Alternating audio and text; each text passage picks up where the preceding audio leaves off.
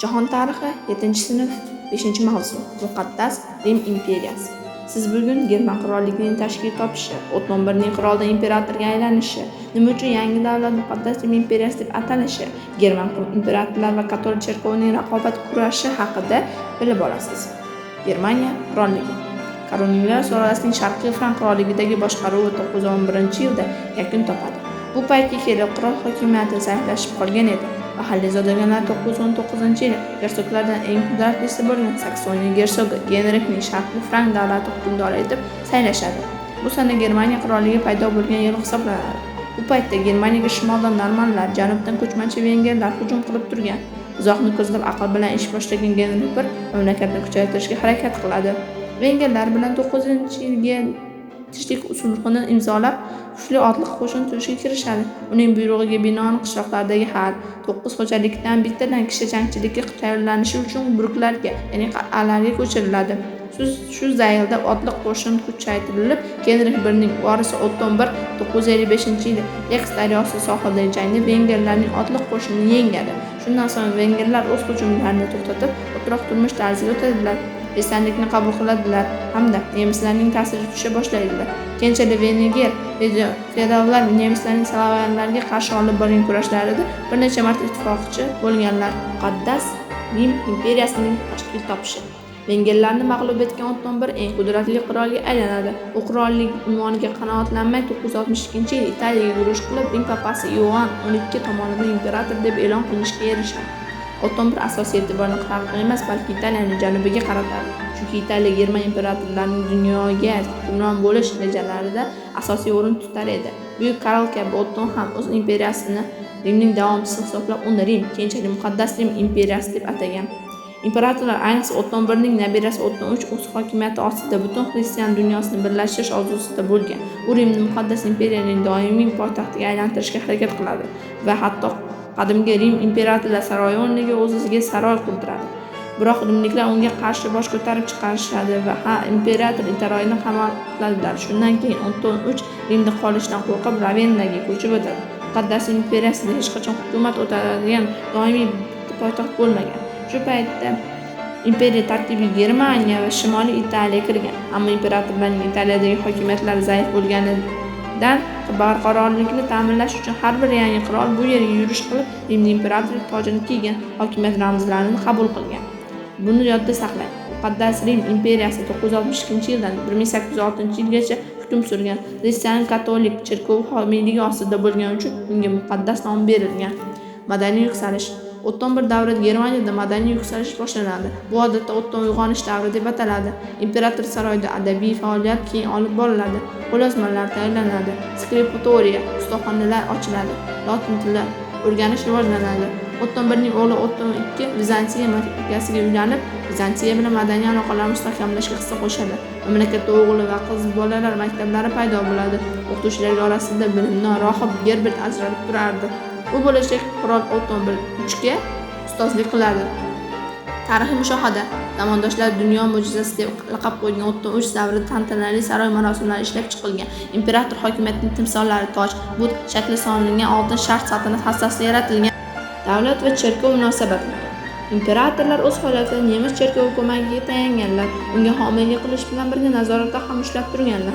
Cherkovga ko'plab yer, mulk va imtiyozlar berilgan. Shuningdek, hukmdorlar o'zlariga sodiq bo'lgan ruhoniylar orasida yepiskop va abbatlarni tayinlaganlar.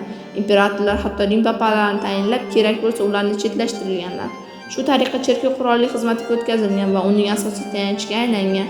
Imperatorlarning cherkovni davlat apparatining bir qismiga aylantirishga urinishlari ko'p o'tmay uning kuchi dunyolikdan yuqori deb hisoblangan papalarning noroziligiga sabab bo'ladi.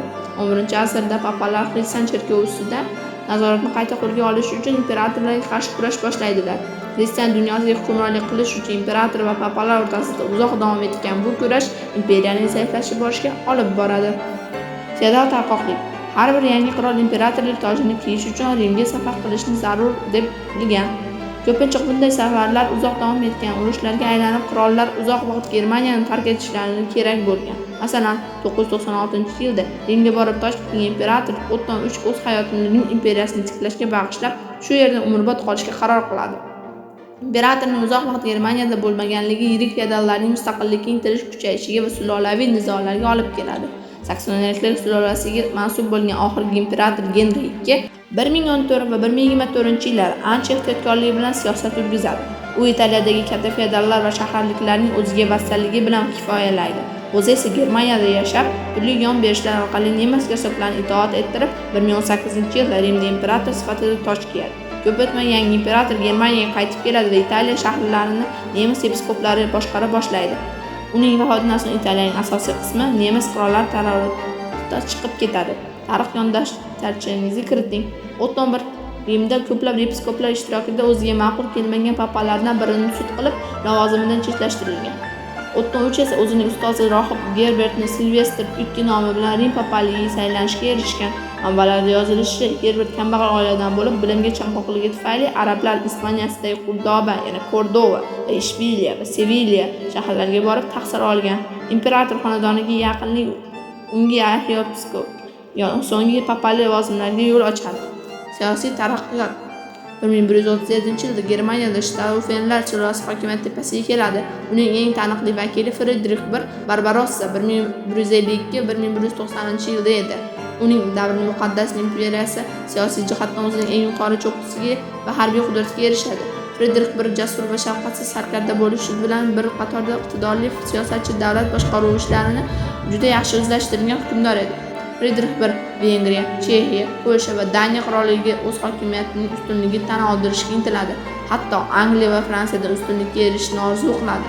Imperator turli diplomatik usullar orqali Germaniyadagi gersog va graflarning o'zaro urushlariga chek qo'yib, mamlakatda tinchlik o'rnatish hamda imperiya hududlarini kengaytirishga ham erishadi. Dastlab Friedrix I diqqat-e'tiborni salb yurishlari tufayli boyib ketgan Italiya shaharlariga qaratadi. U yerlarga 5 marotaba yurish qilib, o'z hokimiyatini o'rnatishga intiladi. Imperatorga Rimda shahar aholisi va papa o'rtasida boshlangan kurash qo'l keladi. Bundan foydalangan Friedrix I 1155-yilda Rimga borib toj kiyadi va imperator deb e'lon qilinadi. Imperator Italiyani batamom bo'ysundirish va o'ziga tobe viloyatga aylantirish siyosatini yurita boshlaydi.